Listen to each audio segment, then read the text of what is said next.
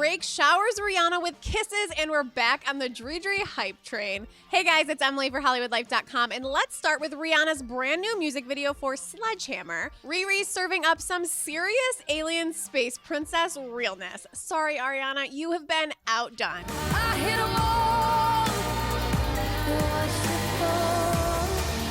You're just another break, and I must stand in my room. Okay, but on to Drake and Rihanna. Drizzy joined Riri on stage again in Manchester, England, and just watch him lay a few kisses on Rihanna's neck. So cute. Of course, it led to some twerking, which bad gal Riri shared on her Instagram.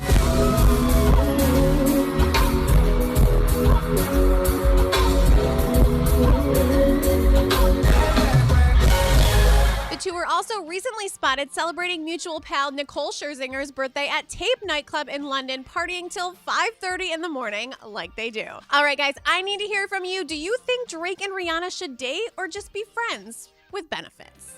Hey there, you beautiful YouTubers. Thank you so much for watching our videos. We seriously appreciate it so much. But if you want us to keep making more, you have to subscribe by clicking on me or down here below. It's that simple. All right, bye guys.